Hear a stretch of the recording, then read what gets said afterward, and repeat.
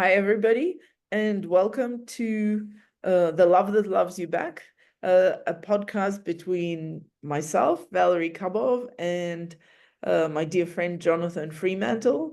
I'm an artistic miscreant, otherwise known as a self-described third-generation art professional, who's currently raising a fourth-generation art professional, born in the depths of the Pale of Settlement in the former Soviet Union, and partly raised in Australia, lived and worked in London and Paris, and 15 years ago, by a quirk of fate, relocated to Zimbabwe, where I'm the co-founder of First Floor Gallery Harare, trying to figure out life, education, art, and predominantly love of art as life goes on.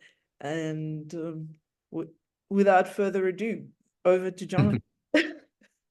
Thanks, Valerie. Yeah, Jonathan Fremantle. I grew up in Cape Town and studied in London. I did a long apprenticeship in fine art in the old sense, and have been more making art in one way or another ever since then. I live in Edinburgh now, but I also lived for a while in Johannesburg, where I had Hazard Gallery, and that was the context that I met Valerie about 10, 12 years ago, and just loved the conversation we had immediately about painting and how painting is everything. And that conversation's been a constant source of joy and sustenance over the years. So it does make sense that we share the conversation, and look forward to where this goes. Yeah, no, I mean, and it usually goes anywhere and everywhere, but somehow we always come back to art, and Yeah, because it is the love that loves us back. Thank you very right. much for joining us, and we look forward to sharing the journey.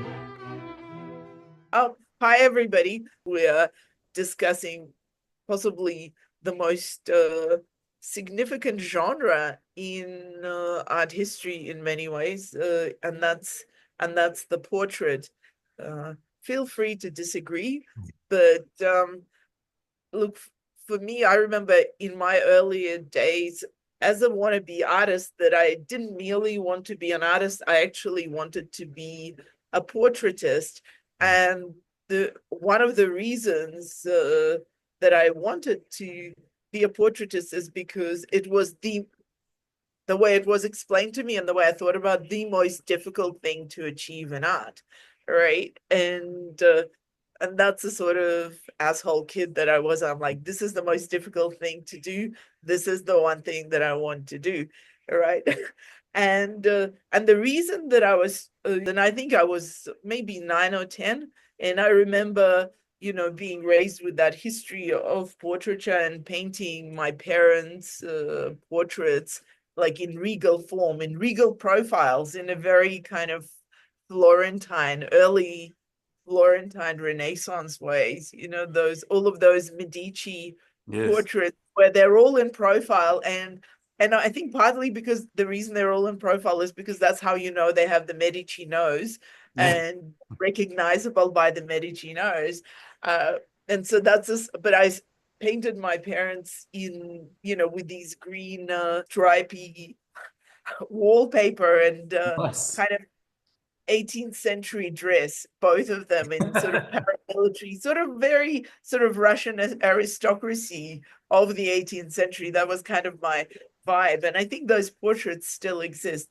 But the reason portraiture was so appealing to me is because I've thought about it and I learned about it as a deeply psychological and an interrogative project, where the challenge is to capture the essence of someone's personality, to carry across what it means to be them and their essence, knowing full well and at the same time that what the artist is always painting is themselves.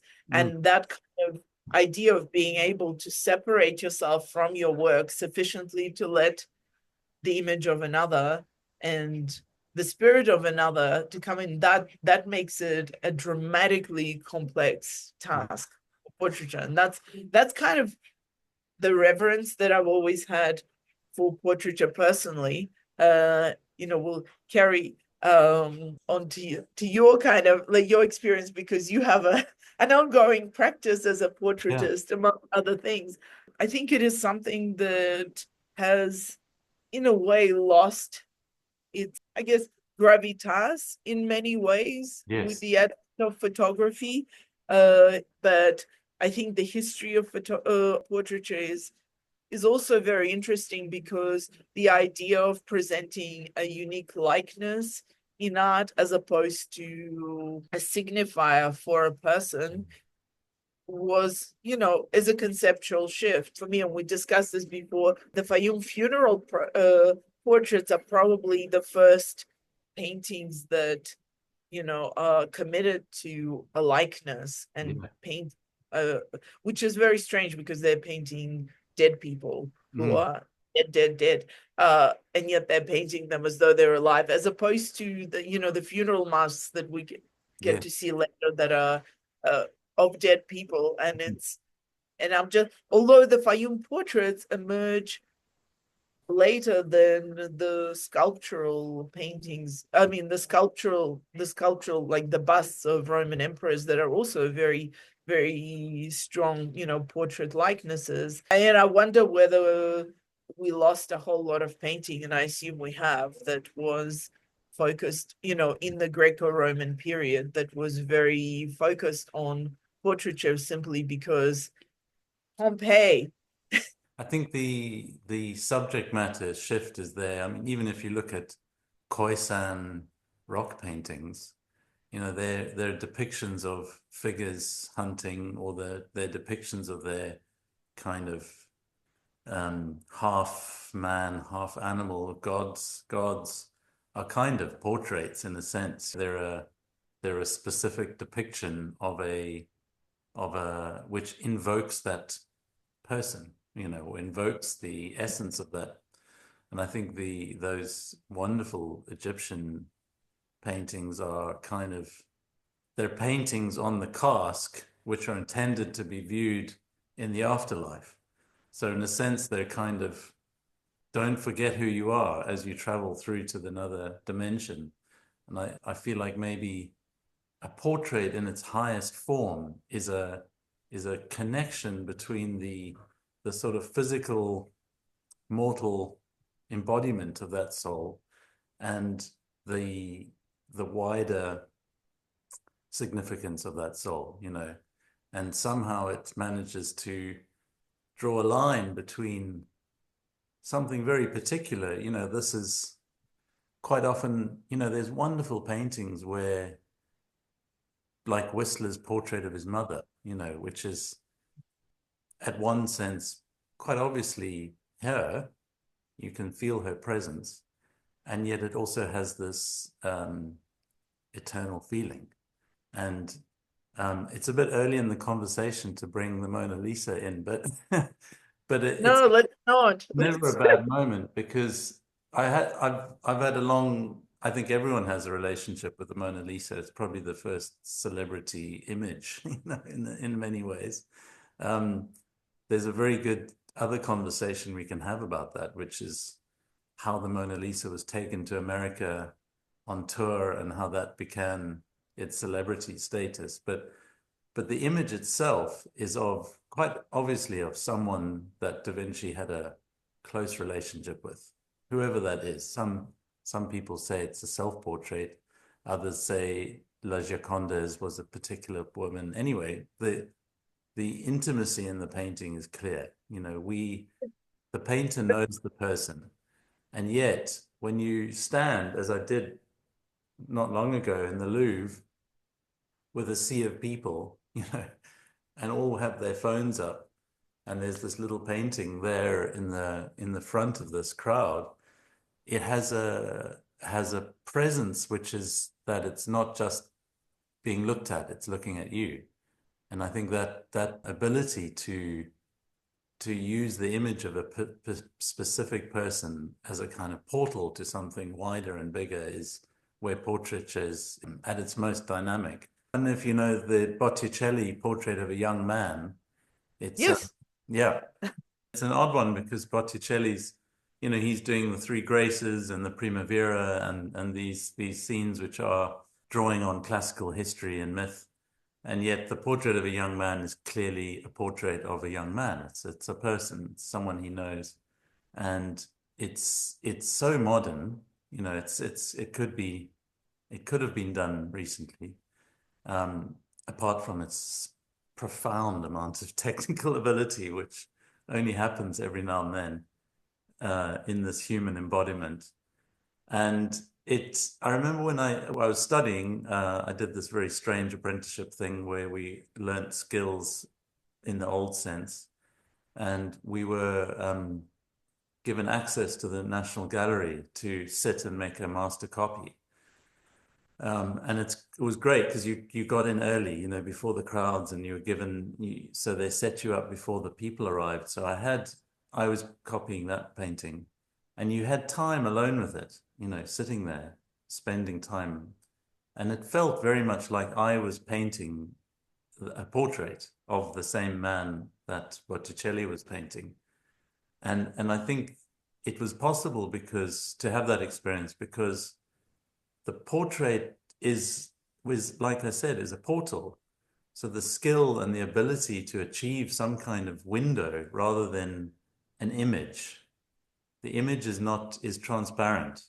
And so you see, what was it that Da Vinci said? He said, a good painter has two main objects to paint, man and the intention of his soul.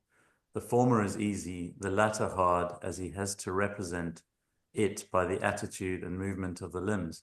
Just seems kind of an ordinary quote, but he's saying, yeah, you've got to get the drawing right. But like just there, you raised your eyebrow, just one little, and there's so much in that, in that slight movement of your face, and it told a million nuances of story. And so when I'm sitting in front of a subject, every time there's this kind of nervousness, even though I know I can do it and I can kind of achieve a likeness.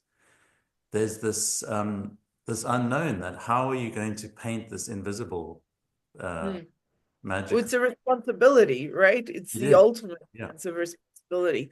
But when I think of portraiture, I often tend to, as much I tend to discount Da Vinci and Michelangelo, less Botticelli, because there's so much of themselves in the way they painted, so intensely. They painted themselves, so their priorities are so first and foremost in the image that it becomes, you lose the actual person. They're May transcending, not be but a they're likeness. Yeah. transcending. It's like you have to jump on board, train Leonardo, right? Otherwise, I think they steamroll the person to get to God. That's fine, right? So I don't think, I don't think the person gets to They speak as definitely, yeah, they definitely weren't using, like, a good comparison would be like Velázquez, who's when I encountered all of them together in the Prado, I mean, I think they've got like half of them or maybe more, all of them probably almost. The he's painting these dwarves and he's painting the sort of top and the bottom of society. Um, and he's quite clearly being quite faithful because everyone looks different, you know. But yeah. there's an incredible humanity. Like what you feel is his love of everyone. Mm, So he yeah. saying And that. I just don't believe that Leonardo was there, because imagine, he's said to have had an IQ of 200, Mm, right? Now, the one thing that will happen with that level of IQ is, you have the utmost frustration with the world, because, you've got the fastest processor uh, yeah, in existence. yeah. And and everyone is just a snail compared to where you're at in life. I just don't see him having a great deal of compassion. Like that's just it's just not even or He was or sort looking of cute, you know, like what through it's them. just Yeah, I know, I that's get it. why it is a self-portrait. It's like I'm the most brilliant thing in existence. You should be so lucky to jump on board with that. You know?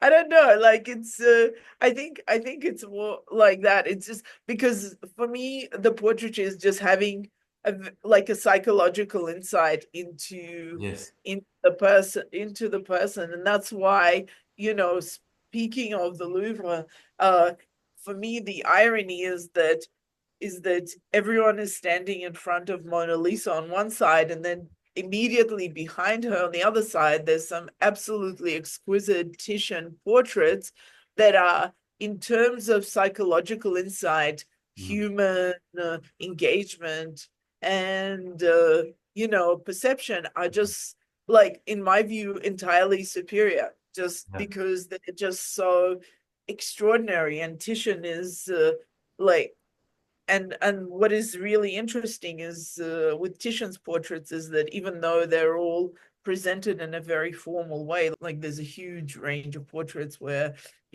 overwhelmingly male portraits, overwhelmingly dressed in dark and dark backgrounds, and yet the individuality and the personality of every person, and they're all exquisitely painted, and they're all, Stunning. you know, but they're also, you know, the reality of every person. And Yeah. also, even though these are all, I assume, members of their oligarchy and, aristocratic, there's such a sense of vulnerability of, and nakedness of every face, is that he manages to pick up on exactly those tiny nuances Yeah. of a sense of, the naked skin. And that I just think is really, really extraordinary, Yeah. and makes him like one of my favorite, this kind of portraiture, and just commences the idea of what is the essence then, to, I mean, again, like, to communicate the human, rather than, I mean, that kind of balance between the human and the Yeah. spirit, right? Yeah. So, and I think Titian, Written there. these portraits of men, is it portraits of women, whole other Right. thing. Oh, you just like write that in, like Yeah. totally. I mean, there are some that are, more insightful, but overwhelmingly, he's got a type, he's going for it. Yeah. This is where it's at. What is, if there's a thread that links the portraits that really are knockout for me, there's something to do with love, the ability to love the subject. I mean, whether you can translate that into, I mean, I'm thinking of that Cézanne series where he painted his gardener, the Valier or Bella, and he's obviously loves the man, and the man's obviously not a kind of a count or a doge or whatever. There's something profound about that act of love in painting. But then also maybe it's also to do with vulnerability, because those self-portraits of Rembrandt's over the many, all of them actually, they all have this kind of vulnerability and tenderness that is just so um, easy to pick up when you're looking at them. It's not like you have to dive for that experience. It's right there. And when you have that experience of walking around a National Gallery, wherever it is, there's always a Rembrandt self-portrait somewhere. and Well, he and painted. Well, he used them as advertisements. yeah, So I mean, but you'll walk through these quite often quite brown paintings, and a lot of them brilliant. Titian's, for example, as well. And then there'll be a little Rembrandt self-portrait, and it's like you can land there. yeah. It's a place to rest. No, I agree. I had that very experience at the Rijksmuseum in, Amsterdam. And you're walking through rooms and rooms of, like, fabulous, like absolutely fabulous Knockout. Dutch Yeah. masters, and they're all knockouts, and you just think you get kind of desensitized Yeah. until you hit either a Vermeer Yeah. or Rembrandt, and you just kind of go, ah, that they're all absolutely brilliant, but and that's the difference. It's quite extraordinary. But I think with Rembrandt, for me, his most significant painters are actually of old people. When he and including himself is Mhm. where, and again, that's vulnerability and compassion comes through. I think when we connect with things compassionately and with love, that's what makes it. I mean, when I think of that, I also think of Modigliani's portrait of Chaim Soutine, who was his Yeah. friend, Yeah. and the portrait is like, if you see photographs of Soutine, he's always like projects himself as this angry young man, like really intense and passionate. And in Modigliani's portrait, he's extremely awkward, Mm. like ruddy face, really just discombobulated to the max, and just adorable, an unattractive dude, and just like really like chaotic. And but you see that there's so much love for this person in this portrait, which is different to like even Modigliani's other more formal portraits of his patrons, and of course the nudes, the bloody that are not portraits at all. I think compassion is a really big one. Of course, though the one that I don't think has a huge deal of compassion for me, but also stands out for me, is like when I was thinking about Mm. which portraits are significant for me, is actually the portrait of Madame Matisse. Mm. And that's not a and that's the green stripe. Yes. And Yeah. that's a really profound dramatic portrait that is possibly more about art than portrait. I mean, and I've looked at, and it's actually a pretty decent likeness. But Mhm. it's how he feels towards the person, right? And And it's also, I'm thinking, immediately made me think quickly about all the portraits of artists' wives, mm, and also husbands. Like Frida Kahlo's painting of Diego Rivera, and I think maybe hers is more charged, but I think mm. a lot often they're like, I want to try out this new method of painting. Just sit and I'm going to kind of exact upon you a kind of painterly revenge, or I'm just going to experiment. And, think of Picasso, whenever he had a new mistress or person in his life, he would be experimenting with a new kind of graphic. Yeah, approach. Although, I mean, in a way, I just don't see him uh as a portraitist, with the exception of that portrait of Gertrude Stein, which is, and remember, he famously, she said, "I look much older," or something to the extent of, "I don't look like this," and he just said, "Wait 20 years." And he was right. But I think that's the only kind of true portrait that he's painted. Everything else was, as you say, an exercise in style and him Mm. being what he's, because I just don't see that him.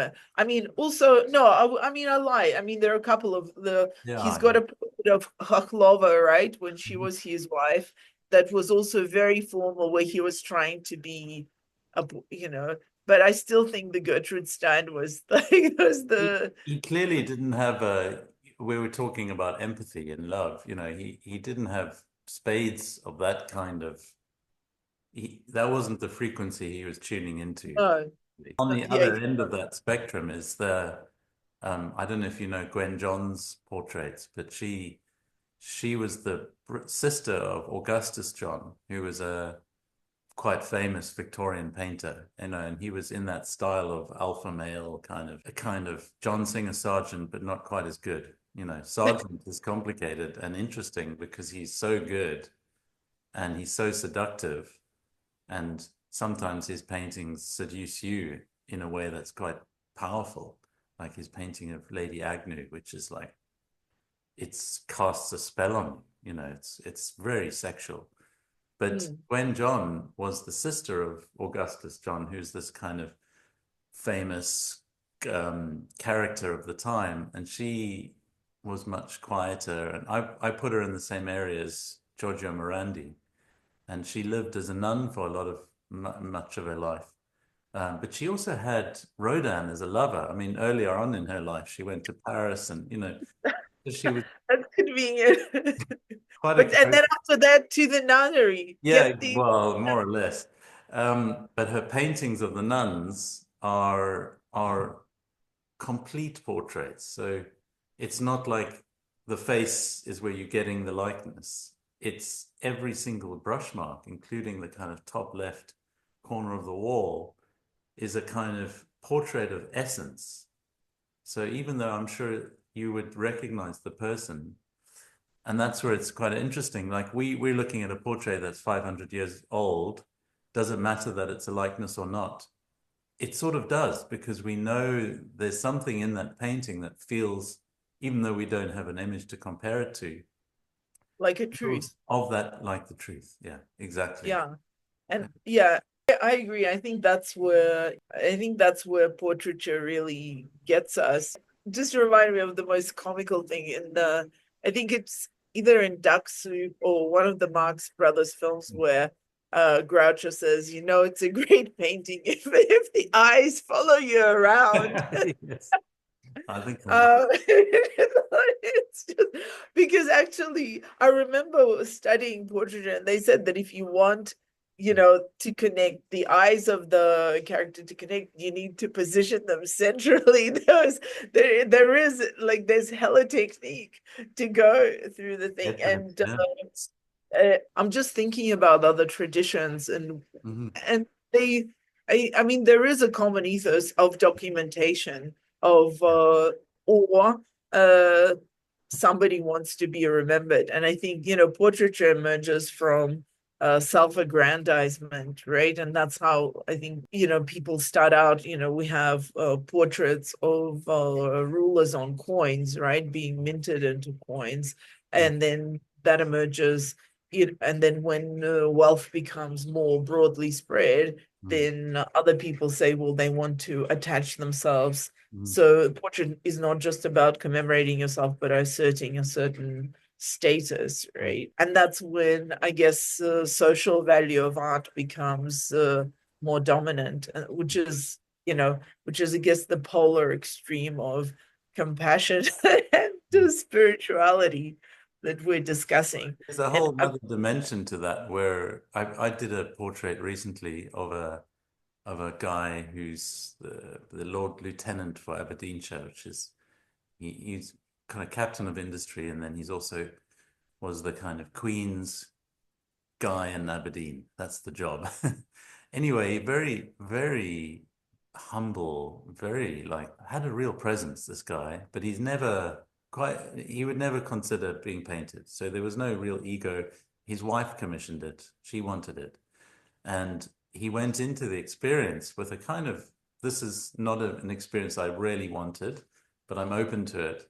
And at mm, the end, what I feel like he got was, apart from the image, which is on the wall, he got this experience of being looked at. And we mm, so seldom are looked at in a way over a longer, more than just a glance, even by our own beloved, mm. and it's not therapy because, and yet there is something about that because you're in this very intimate space. I'm talking about painting from life, which is, I think, pretty much a prerequisite for a real portrait. Um, there was a kind of level of intimacy with another human, i.e., me, that, Yeah. that I think wasn't he didn't expect, and it was quite magical, and And perhaps do you find that you build a special relationship with your yeah, sitters, that and does it go on because you all of a sudden have a certain insight, and does it change you to be definitely some who definitely looks? goes on, not in terms of keeping in touch as friends, but I think there's a connection that gets made, which is it's silent. And when there is that, it doesn't always happen, but Hmm. most of the time, almost always, specifically when you paint from life, and there is a kind of sewing together of two souls, and that, And is it because you experience each other in silence, yeah, right? In yeah, a sense that you you have to have a feeling, right? As opposed to Yeah. a yeah, and that space which is not polluted by That other ultimately, it feels like that space is what paints the portrait. It's a kind of things. true collaboration, not in a kind of conceptual sense or ideological. Often the people I'll paint are ideologically or whatever lifestyle wise very different to mine. Mhm. But but in the space where the portrait happens, there's a kind of meeting where in a way you both leave, but in another way, so the painting is a kind of is like you say, it's a self-portrait, but for both of us. And when it works, there is a feeling of something other that's happened compared to what I do in the rest of my practice. That's a whole nother thing. But the Mhm. portrait is a whole different room because of that. It means that like your process is entirely different in terms of like and tapping into a different Totally, part of yourself and totally. also seeing things in a different way because it's interesting whether it is possible to paint a portrait seeing the person in the same way you would see, say, a landscape, right? That's what Cézanne did in that painting of his gardener. He's found a man that he so clearly is the landscape, that it sort of matches his how he sees. So Oh, I think maybe there it is when you're painting that kind of subject, and maybe that's why Rembrandt's self-portraits work. In a way he's painting himself, but he's also looking at himself for information. So the image is another. It's not just a kind of ego image. It's beyond that. And I think once you've become, when I was younger painting portraits, I didn't have the experience I'm having now because I was too nervous about the client and what they wanted, and whereas now I'm confident to paint what I see, and I know that somehow that'll be what they want too. is it no? Is it is it what they want? Well, No. it's often what they want. Everyone wants to look good. Yeah, they do. Although I've discovered that what they want, they'll say what they want, but what they really want is to be seen. And and in a way, we all want to be seen, and not just seen in terms of the image that we project, but something new is seen. And when that happens, it's pretty miraculous to them. Well, I think it's really interesting because there's such a divide between how we see ourselves and what we think we Yeah. project and how others see us, and finding it. And I think that's where portrait comes in, is it kind of gives us an opportunity to also see ourselves, right, in a surprising way, which is why, when you even look at photographs of yourself from years ago, you can like, this is not the person that I thought I was, or Yeah. I do not look at all like I thought I looked at the time.